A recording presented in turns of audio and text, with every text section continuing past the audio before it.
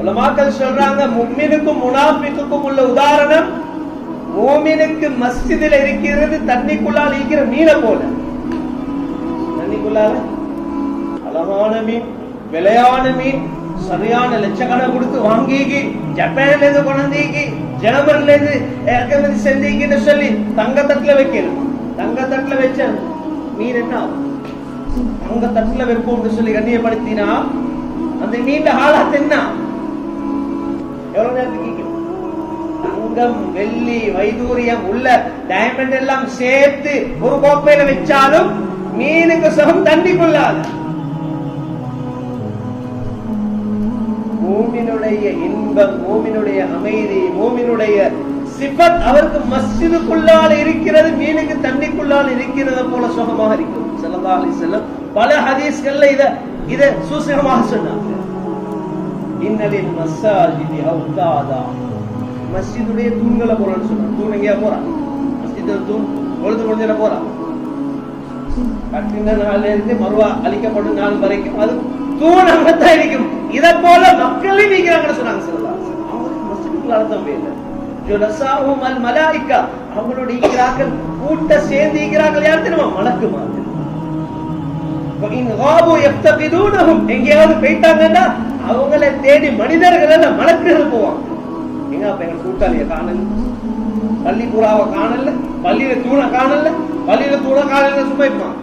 பள்ளியில தூணோடு காணல, ஊரே சேர்ந்து தேடுவாங்க. என்ன தூணுக்காக தெரியாது. அவங்க நோயுற்றால் ஆஜூகும், மலக்குமார்கள் சுயமும் விசாரிப்பாங்க. சொல்ல வாரா மஸ்ஜித்ன்றது உள்ளத்தை மாத்துற இடம், உள்ளத்தை திருத்துற இடம். ஈக்கி விட மாட்டான். மூமினுக்கு உதாரணம் அதை போலத்தான்.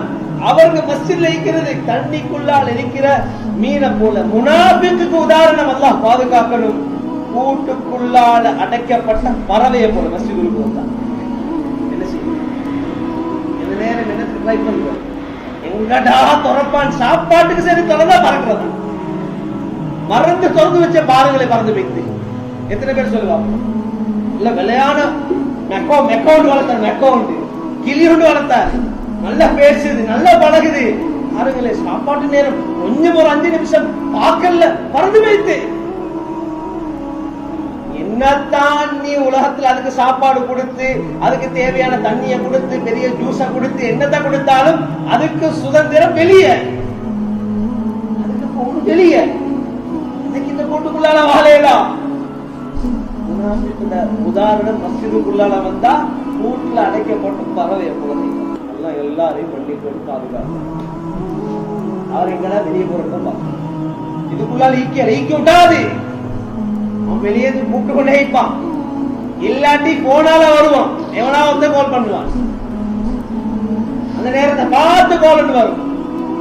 இல்லாட்டி கூட்டாளி ஒன்று வருவாரு, அவனே கூட்டி வருவான். கூட்டாளிய கொஞ்சம் போனா போனா இதான்